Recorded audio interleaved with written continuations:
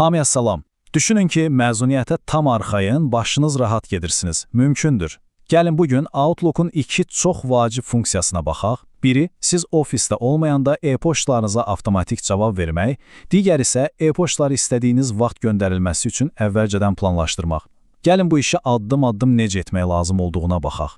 Məzuniyyətə sayılı günlər qalıb, hər şey hazırdır. Amma ağlınız hələ də o cavabsız qalan e-poçtlardadır. Görəsən, mən olmayanda vacib bir sorğu gələcəkmi? Bu hiss yəqin ki, çoxumuza tanışdı. Amma qətiyyən narahat olmayın. Çünki düzgün tənzimləmələrlə siz dincələrkən e-poçt qutunuzda sizin üçün işləyəcək. Yaxşı, gəlin başlayaq.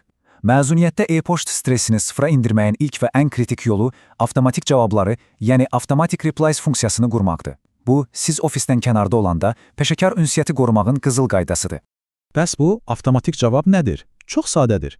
Bu elə bir funksiyadır ki, sizə gələn hər e-poçta əvvəlcədən hazırladığınız bir cavabı avtomatik olaraq göndərir. Niyə bu qədər vacibdir? Çünki sizə yazan hər kəsə dərhal xəbər verir ki, siz yerinizdə deyilsiniz, nə vaxt qayıdacaqsınız və təcili halda kiminlə əlaqə saxlaya bilərlər. Bu, sadəcə bir nəzakət deyil, həm də işlərin axsamaması üçün vacib bir addımdır. Gəlin görək bunu necə edirik. Proses həqiqətən də çox asandır. Outlook proqramını açırsınız və ilk işiniz əsas pəncərədə File menüsünü tapıb üzərinə klikləməkdir. Baxın, bu düymə adətən ekranın yuxarı sol küncündə yerləşir. Bütün əsas tənzimləmələrə gedən yol məhz buradan başlayır. File menüsuna daxil olan kimi bir siyahı görəcəksiniz. Buradan bizə lazım olan Automatic Replies və ya bəzən mötərizədə Out of Office yazılan seçimdir. Aha, qarşımıza bu pəncərə çıxır. Account Information bölməsindəki böyük Automatic Replies düyməsini seçin. Bütün o ofisdən kənar mesajlarınızı məhz buradan idarə edəcəksiniz. Diqqət etsəniz, açılan pəncərədə iki fərqli bölmə var. Biri təşkilat daxili, yəni həmkarlarınız üçün, digəri isə kənardan gələn məktublar üçündür. Həmkarlarınız üçün olan Inside My Organization hissəsinə daha səmimi və detallı məlumat yaza bilərsiniz. Məsələn, təcili hollarda sizi konkret hansı həmkarınızın əvəz etdiyini qeyd edə bilərsiniz. Yaxşı, avtomatik cavabları qurduq. İndi isə gəlin bir addım da irəli gedək və sizə əsil peşəkar bir tövsiyə verim. Söhbət təkcə gələn məktublardan yox, həm də göndərdiyimiz məktublardan gedir. Bu funksiyanın adı Delay Delivery, yəni göndərişi gecikdirmədir. Bəs bu funksiya bizim nəyimizə lazımdır? Əslində bu həyat qurtaran bir funksiyadır. Heç olubmu ki, göndər düyməsini basan kimi yadınıza düşsün ki, faylı qoşmağı unutmusunuz ya da bir səhv buraxmısınız. Bax, bu funksiya sizə səhvinizi düzəltmək üçün bir neçə dəqiqəlik qızıl zaman verir. Bu müddətdə e-poçt Outbox qovluğunda gözləyir və siz onu asanlıqla redaktə edə bilərsiniz. Bu, sanki bir təhlükəsizlik yastığıdır. Bu möhtəşəm funksiyanı aktivləşdirmək üçün isə Outlook-un əsas səhifəsində Home menüsunda yerləşən Rules düyməsinə, oradan da Manage Rules and Alerts seçiminə daxil olmalıyıq.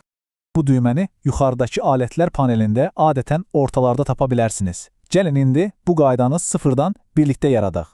Manage Rules and Alerts pəncərəsi açıldı eləmi? İndi oradakı New Rule düyməsinə basın. Açılan yeni pəncərədə isə bizə Apply Rule on Messages I Send, yəni göndərdiyim mesajlara qayda tətbiq et seçimi lazımdır. Unutmayın, biz gedən məktubları idarə etmək istəyirik. Ardıcıllıq bax belədir, əvvəlcə New Rule, daha sonra açılan pəncərədən də Apply Rule on Messages I Send seçimini edirik. İndi isə çox vacib bir məqam gəlir. Növbəti pəncərədə sizdən şərtlər seçməyiniz istəniləcək. Biz istəyirik ki, bu qayda bütün göndərdiyimiz məktublara aid olsun. Ona görə də heç bir qutucuğu işarələmədən birbaşa Next düyməsini basıb irəli gedirik. Və təbii ki, Outlook sizdən bir daha soruşacaq. Əminsiniz ki, bu qayda bütün göndərdiyin mesajlara tətbiq olunsun. Heç tərəddüd etmədən Yes düyməsini basın və davam edin. Aha, gəldik ən maraqlı hissəyə. Növbəti pəncərənin başlığı belədir. Bu mesajla nə etmək istəyirsiniz? Buradakı uzun siyahıdan bizə lazım olanı, yəni Defer Delivery by a Number of Minutes seçimini tapıb işarələyirik. Bax, bu seçim sizin e-poçtlarınızın göndərilməsini müəyyən bir müddətə saxlayacaq. Həmin müddət ərzində e-post gedənlər qutusunda sakitcə gözləyəcək. Bu seçimi işarələyən kimi, pəncərənin aşağı hissəsində altından xətt çəkilmiş mavi rəngli A Number of sözünü görəcəksiniz. Gecikmə müddətini, yəni dəqiqəni təyin etmək üçün məhz həmin linkə klikləməlisiniz. Və son addım, bu linkə basan kimi balaca bir pəncərə açılacaq. Outlook sizdən soruşur. Neçə dəqiqə gözləyim? Mənim şəxsi təcrübəmə görə 1, maksimum 2 dəqiqə səhvləri tutmaq üçün tamamilə kifayətdir. Rəqəmi daxil edib OK düyməsini basın, sonra da finishə klikləyin. Budur, bu qədər. Artıq sizin də bir geri alma düyməniz var. Beləliklə, bugün 2 sadə, amma çox güclü Outlook alətini öyrəndik. Bu funksiyalar ilk baxışdan kiçik görünsə də, əslində peşəkar ünsiyyətdə və işinizin səmərəliliyində həqiqətən də böyük fərq yaradır. Gəlin sürətli bir xülasə edək. Birincisi, Automatic Replies siz ofisdə olmayanda peşəkar imicinizi qoruyur. İkincisi, Delay Delivery siz o tələsik göndərilən e-poçtlardakı səhvləri düzəltmək üçün əvəzsiz bir fürsət verir. Hər ikisi birlikdə isə məzuniyyət öncəsi stressi minimuma endirir və daha rahat işləməyinizə kömək edir. Sonda isə bir şeyi unutmamaq lazımdır. Bu cür tənzimləmələr təkcə bizim şəxsi rahatlığımız üçün deyil, onlar həm də korporativ resurslardan məsuliyyətli istifadənin və ümumi IT təhlükəsizliyinin bir parçasıdır. Bu sadə addımlarla biz həm öz işimizi asanlaşdırırıq, həm də şirkətin ümumi kommunikasiya nizamına və təhlükəsizliyinə öz töhfəmizi vermiş oluruq.